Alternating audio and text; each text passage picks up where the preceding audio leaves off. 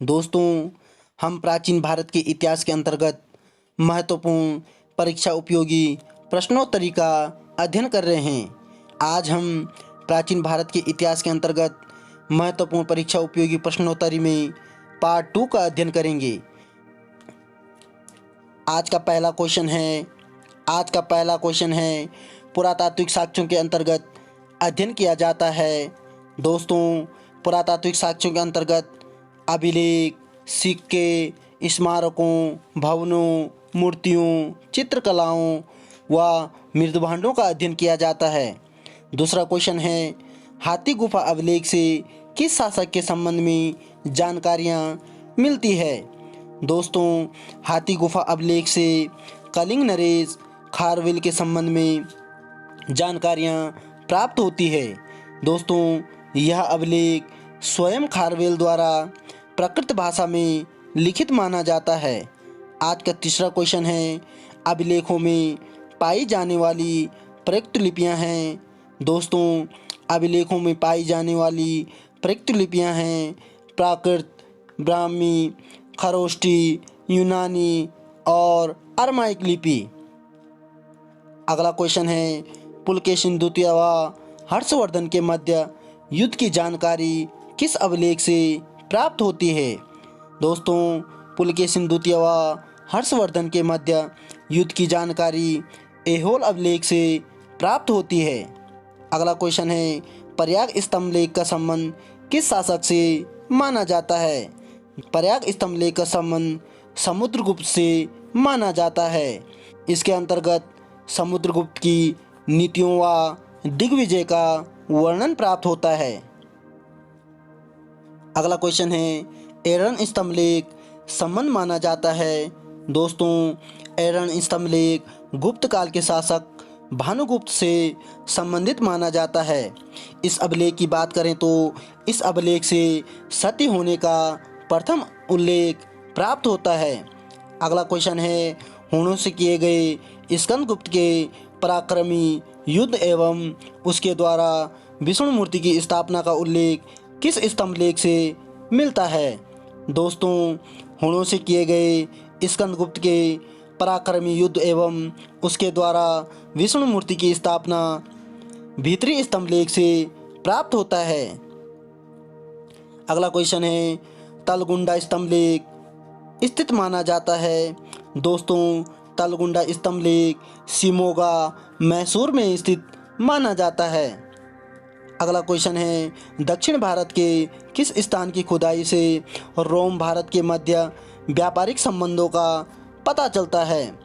दोस्तों, बात करें तो दक्षिण भारत के अरिकमेडु जो कि तमिलनाडु में स्थित है, यहाँ से भारत और रोम के मध्य व्यापारिक संबंधों का पता चलता है। अगला क्वेश्चन है मेगस्थनीज किसका राजदूत माना गया है। मेगस्थनीज सेल्यूकस निकेटर का राजदूत माना जाता है। अगला क्वेश्चन है प्राइमेट्स क्या थे।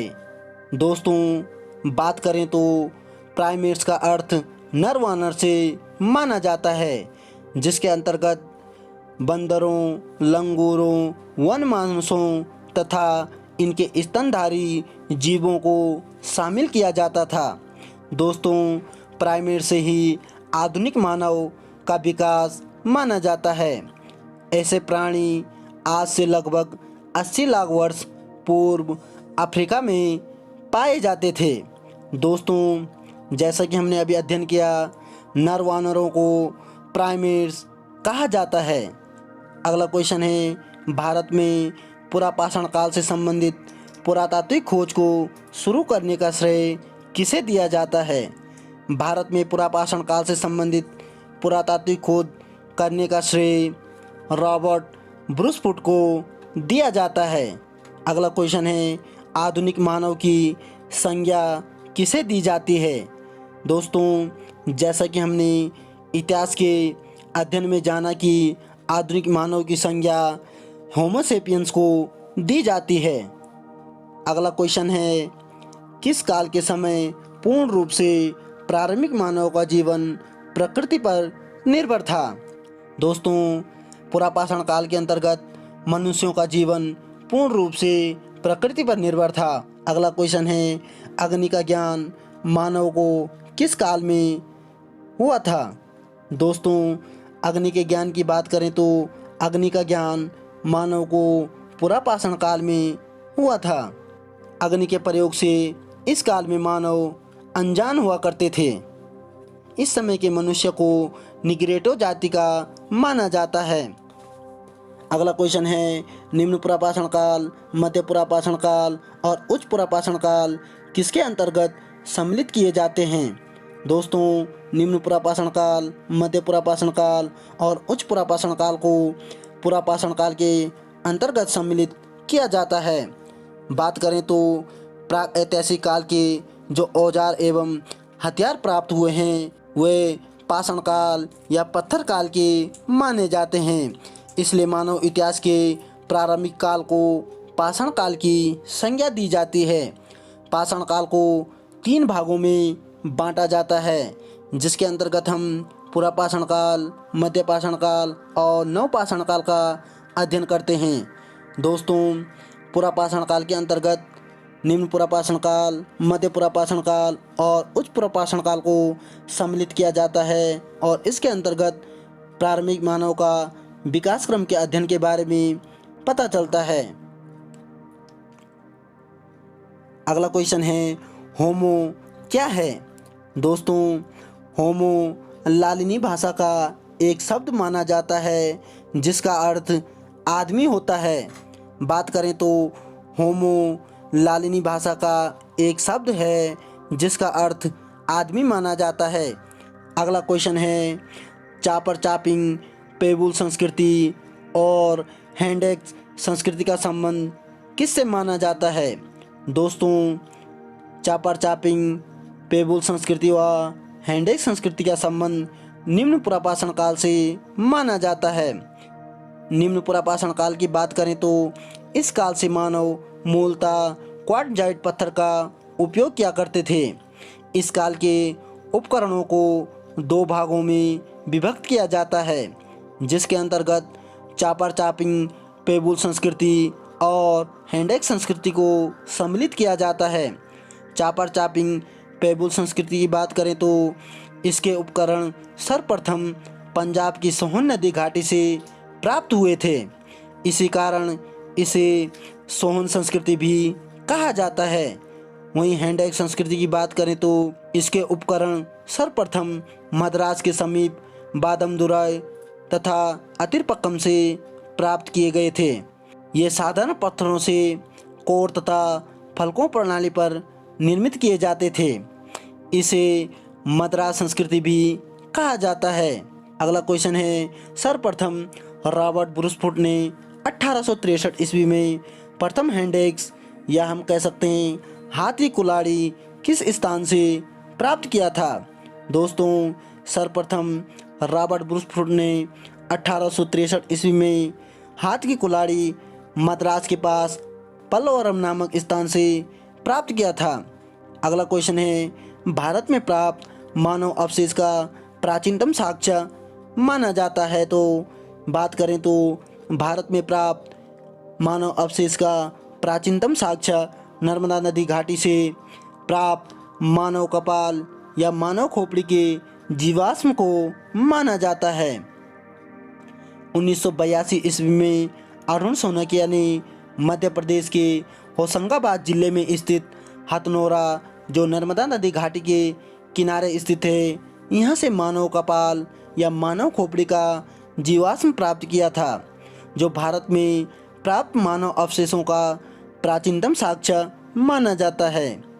अगला क्वेश्चन है, फलकों की अधिकता के कारण किस काल को फलक संस्कृति कहा जाता है? दोस्तों, जैसा कि हमने जाना, पाषाण काल को 3 भागों में विभक्त किया जाता है, जिसके अंतर्गत पुरापाषाण काल, मध्य पाषाण काल और नवपाषाण काल को सम्मिलित किया जाता है। पुरापाषाण काल के अंतर्गत भी हम निम्न पुरापाषाण काल, मध्य पुरापाषाण काल और उच्च पुरापाषाण काल का अध्ययन करते हैं। दोस्तों, मध्य पुरापाषाण काल की बात करें तो मध्य पुरापाषाण काल में क्वार्टजाइट पत्थरों के स्थान पर जेस्पर, चर्ट, फिलेट के पत्थर का प्रयोग मानव द्वारा किया जाने लगा। इसी कारण फलकों की अधिकता के कारण इस काल को हसमुख धीरजलाल संकालिया ने फलक संस्कृति की संज्ञा दी है। फलक एक प्रकार का औजार माना जाता है जिसे पत्थर को तोड़कर बनाया जाता है। दोस्तों, फलकों की अधिकता के कारण मध्य पुरापाषाण काल को फलक संस्कृति कहा जाता है। अगला क्वेश्चन है, सर्वप्रथम आधुनिक प्रारूप के मानव होमोसेपियंस का उदय किस काल में माना जाता है? आधुनिक प्रारूप के मानव होमोसेपियंस का उदय उच्च पुरापाषाण काल के अंतर्गत माना जाता है। अगला क्वेश्चन है, भारत में पुरापाषाण युगीन सभ्यता का विकास किस काल में माना जाता है? भारत में पुरापाषाण काल युगीन सभ्यता का विकास प्लाइस्टोसीन या हिमयुग काल में माना जाता है। अगला क्वेश्चन है, पुरापाषाण कालीन स्थल माने जाते हैं। दोस्तों, पुरापाषाण कालीन स्थल भीमबेटका, हथनोरा जो मध्य प्रदेश में स्थित है, पलवरम, अतिरपक्कम जो मद्रास में स्थित है, इत्यादियों को पुरापाषाण कालीन स्थल माना जाता है। अगला क्वेश्चन है, हाथी का सबसे पुराना जीवाश्म किस पुरापाषाण कालीन स्थल से प्राप्त हुआ है?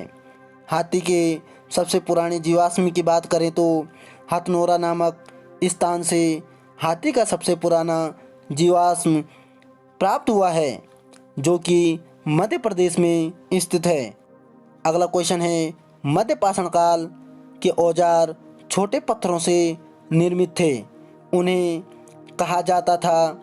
दोस्तों, बात करें तो मध्य पाषाण काल के औजार छोटे पत्थरों से निर्मित हुआ करते थे जिन्हें माइक्रोलिथिक या माइक्रोलिपिक या हम कह सकते हैं सूक्ष्म पाषाण कहा जाता था।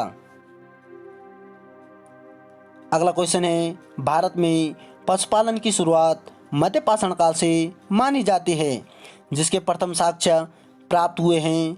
दोस्तों, भारत में पशुपालन की शुरुआत मध्य पाषाण काल से मानी जाती है, जिसके प्रथम साक्ष्य आदमगढ़, होशंगाबाद, मध्य प्रदेश से प्राप्त हुए हैं।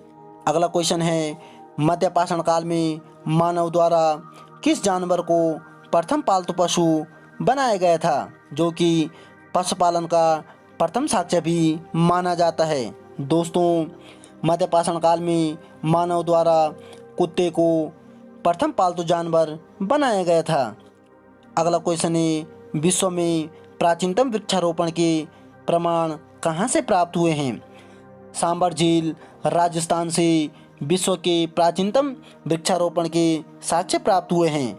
अगला क्वेश्चन है, किस मध्य पाषाण कालीन स्थल से डी अक्षर के आकार के तिरछे फलक का प्रमाण प्राप्त हुआ है?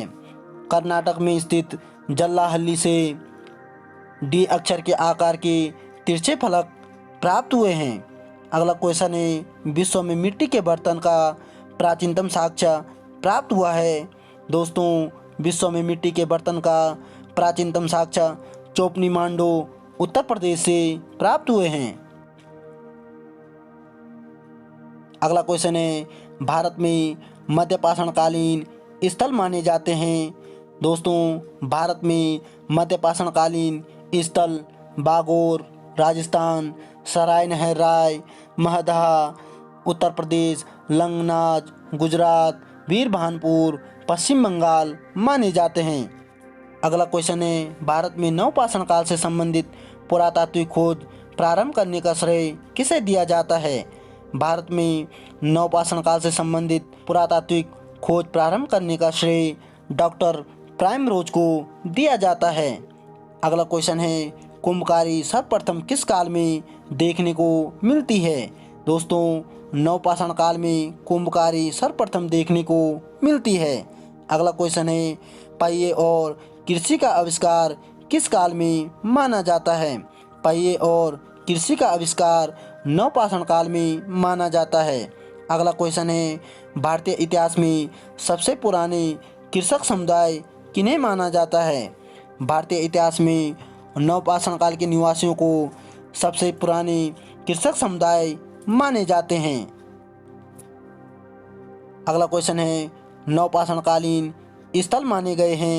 दोस्तों नवपाषाणकालीन स्थल मेहरगढ़ बलूचिस्तान पाकिस्तान, बुर्ज होम गुफ कराल कश्मीर, कोल्डी हवा मगहरा उत्तर प्रदेश, चिरांद बिहार, संगनकल्लू पिकलीहल कर्नाटक इत्यादियों को नवपाषाणकालीन स्थल माना जाता है। अगला क्वेश्चन है जिस काल में मनुष्य ने पत्थर एवं तांबे के औजारों का साथ साथ प्रयोग किया था उस काल को क्या कहा जाता है। दोस्तों जिस काल में मनुष्य ने पत्थर एवं तांबे के औजारों का साथ साथ प्रयोग किया था उस काल को ताम्रपाषाण काल कहा जाता है। अगला क्वेश्चन है सर्वप्रथम मानव द्वारा किस धातु को औजार के रूप में प्रयोग किया गया था। सर्वप्रथम मानव द्वारा तांबा धातु का प्रयोग औजार के रूप में किया गया था। अगला क्वेश्चन है भारत में प्रथम बार ग्रामीण सभ्यता की स्थापना किस काल में मानी जाती है। दोस्तों भारत में प्रथम बार ग्रामीण सभ्यता की स्थापना ताम्रपाषाण युगीन मानव द्वारा मानी जाती है, जिससे हम कह सकते हैं ताम्रपाषाण काल के अंतर्गत प्रथम बार ग्रामीण सभ्यता की स्थापना मानी गई है। अगला क्वेश्चन है ऐसा माना जाता है कि तांबे का सर्वप्रथम प्रयोग लगभग 5000 ईसा पूर्व में किया गया था, जिसका प्रमाण प्राप्त होता है। दोस्तों सर्वप्रथम 5000 ईसा पूर्व में तांबे का प्रयोग माना जाता है, जिसका प्रमाण अतिरपक्कम मद्रास से प्राप्त तांबे की कुल्हाड़ी से पता चलता है।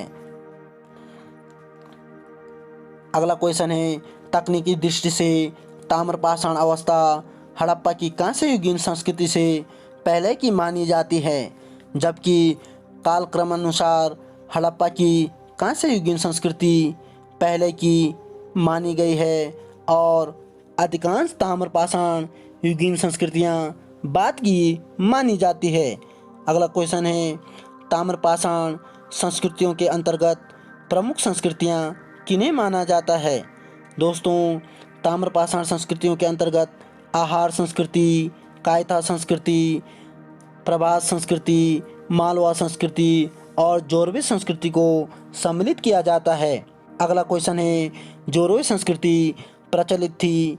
जोरवे संस्कृति की बात करें तो महाराष्ट्र के दैमाबाद व इनाम गांव क्षेत्र में जोरवे संस्कृति प्रचलित मानी जाती है।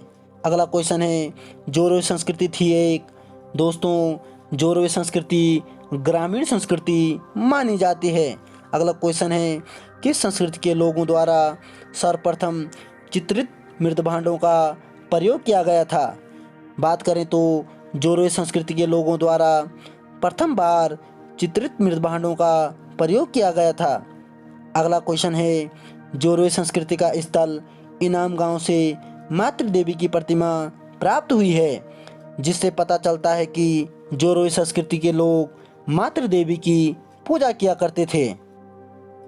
अगला क्वेश्चन है ताम्रपाषाणिक स्थल आहार का प्राचीनतम नाम क्या था। दोस्तों ताम्रपाषाणिक स्थल आहार का प्राचीनतम नाम ताम्बवती या तांबावली माना जाता है। अगला क्वेश्चन है ताम्रपाषाणिक सबसे बड़ी बस्ती का संबंध माना जाता है जोरवे संस्कृति से। दोस्तों अगला क्वेश्चन है प्रमुख ताम्रपाषाणिक स्थल माने जाते हैं नवदा टोली मध्य प्रदेश, ताम्बवती राजस्थान, दैमाबाद इनाम गांव और नेवासा महाराष्ट्र में स्थित ताम्रपाषाणिक प्रमुख स्थल माने जाते हैं। अगला क्वेश्चन है किस ताम्रपाषाणिक स्थल से पटसन के प्रथम साक्ष्य प्राप्त हुए हैं। महाराष्ट्र में स्थित नेवासा से पटसन के साक्ष्य प्राप्त हुए हैं, जो कि जोरवे संस्कृति के अंतर्गत माना जाता है।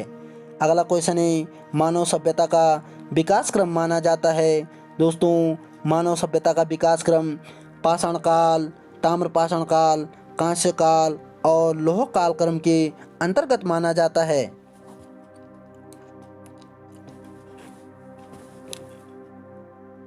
अगला क्वेश्चन है प्राचीन काल में वह संस्कृति जिसके अंतर्गत मृतक शरीर को कब्रों में दफनाने के लिए बड़े बड़े पत्थरों के टुकड़ों से घेर दिया जाता था उस संस्कृति को क्या कहा जाता है?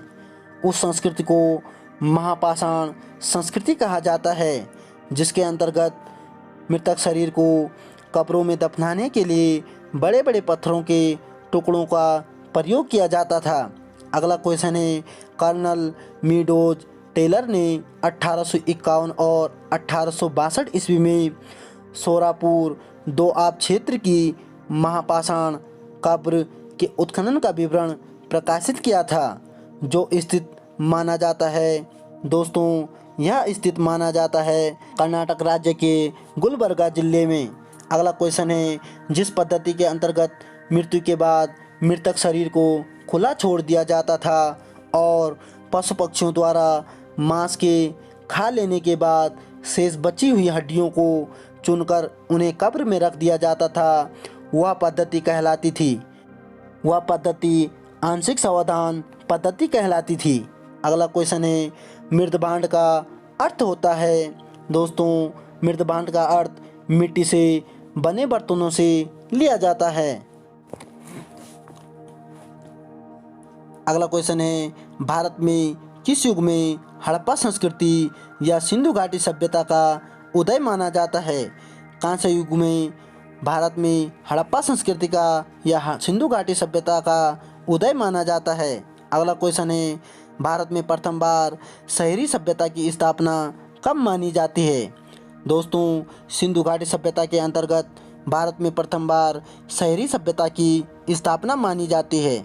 अगला क्वेश्चन है, प्रसिद्ध पुरातत्वविद व्हीलर के अनुसार भारत में सर्वप्रथम लोहे का प्रचलन किनके द्वारा किया गया था?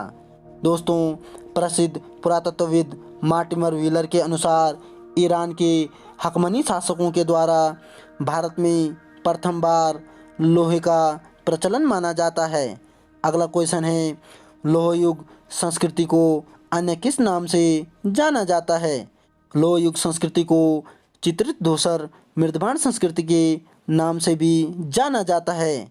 इसकी बात करें तो इस युग में चाक की सहायता से विशेष प्रकार के मिट्टी के बने बर्तन चित्रित धूसर मृदभांड के प्रमुख रूप से पाए गए हैं, अतः इस संस्कृति को चित्रित धूसर मृदभांड संस्कृति के नाम से जाना जाता है। अगला क्वेश्चन है, संस्कृति का अर्थ पुरातत्वविदों के अनुसार क्या माना जाता है?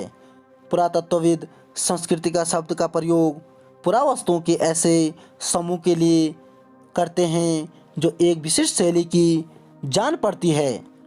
अगला क्वेश्चन है, एक विस्तृत भूक्षेत्र पर जब संस्कृतियों में समानता पाई जाती है तो उसे कहा जाता है? दोस्तों, उसे सभ्यता कहा जाता है। अगला क्वेश्चन है, हड़प्पा संस्कृति को अन्य किन किन नामों से जाना जाता है? हड़प्पा संस्कृति की बात करें तो हड़प्पा संस्कृति को हड़प्पा सभ्यता, सिंधु सभ्यता, सिंधु सरस्वती सभ्यता, कांस्ययुगीन सभ्यता, प्रथम नगरीय क्रांति सभ्यता नामों से जाना जाता है। अगला क्वेश्चन है, 1921 ईस्वी में राय बहादुर दयाराम साहनी द्वारा हड़प्पा और 1922 ईस्वी में राखलदास बनर्जी द्वारा मोहनजोदड़ो की खोज की गई थी। उस वक्त भारत के पुरातत्व विभाग के महानिदेशक कौन थे? दोस्तों, 1921 और 1922 ईस्वी में जॉन मार्शल भारतीय पुरातत्व सर्वेक्षण विभाग के महानिदेशक थे। अगला क्वेश्चन है, भारतीय पुरातत्व विभाग और IIT खड़गपुर के वैज्ञानिकों ने सिंधु घाटी सभ्यता का समयकाल क्या माना है? दोस्तों, भारतीय पुरातत्व विभाग और IIT खड़गपुर के वैज्ञानिकों ने सिंधु घाटी सभ्यता का समयकाल 8000 वर्ष पुराना माना है। अगला क्वेश्चन है, इतिहासकार DP अग्रवाल के अनुसार सिंधु घाटी सभ्यता का समयकाल क्या माना जाता है?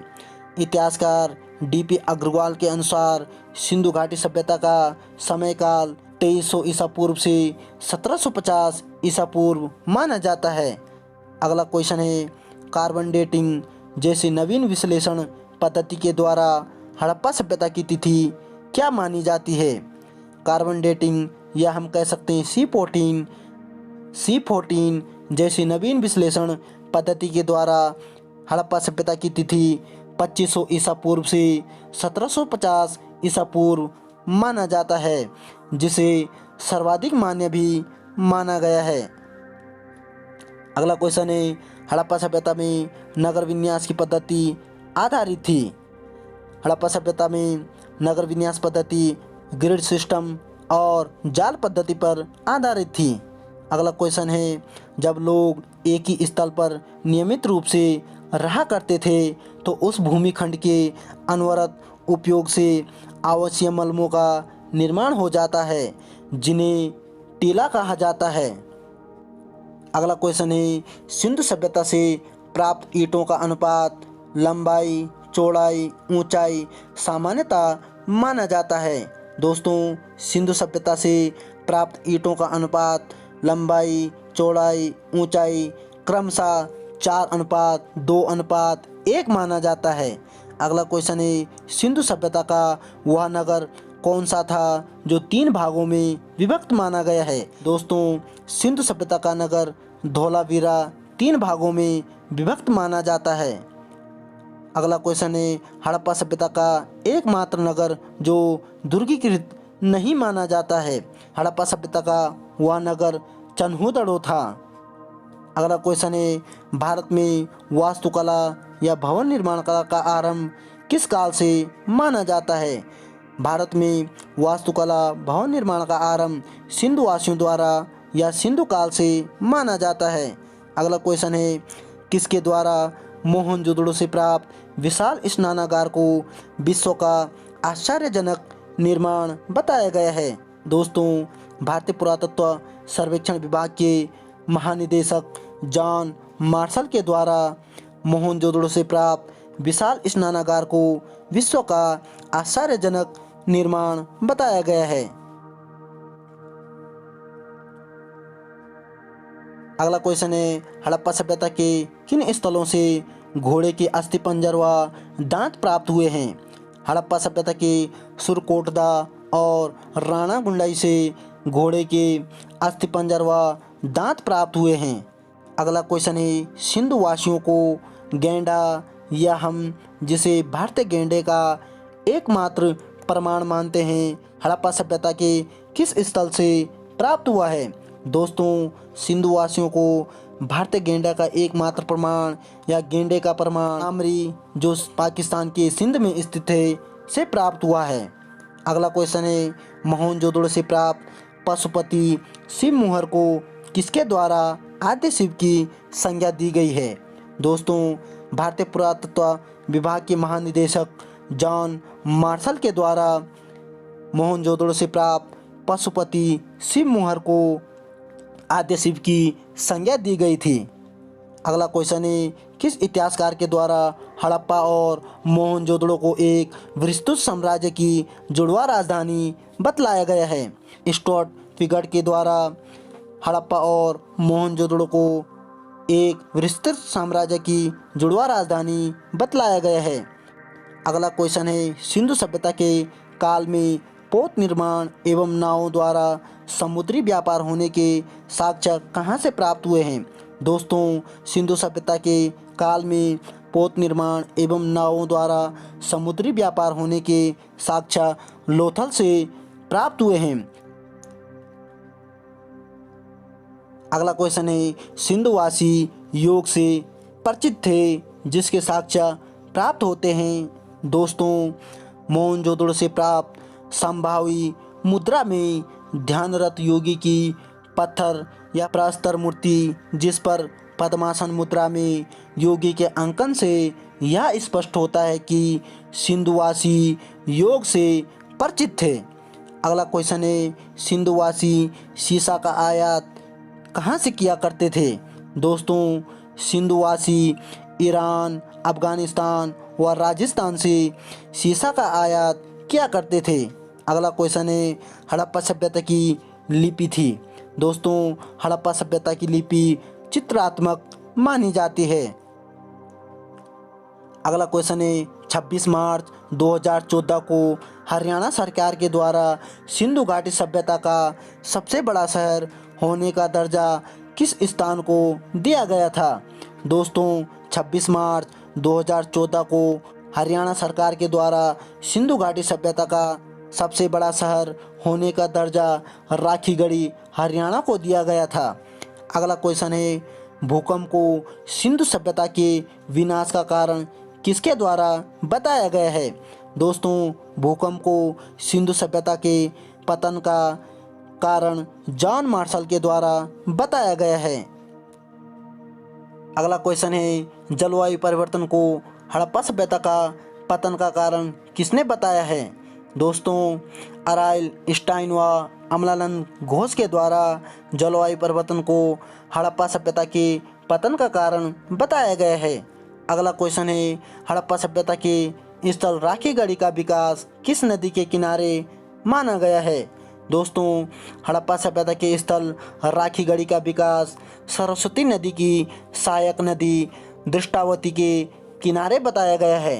अगला क्वेश्चन है, सिंधु सभ्यता के स्थल हड़प्पा को किसने माउंट एबी नाम से पुकारा है? मार्टिमर व्हीलर द्वारा हड़प्पा सभ्यता को माउंट एबी नाम से पुकारा गया है।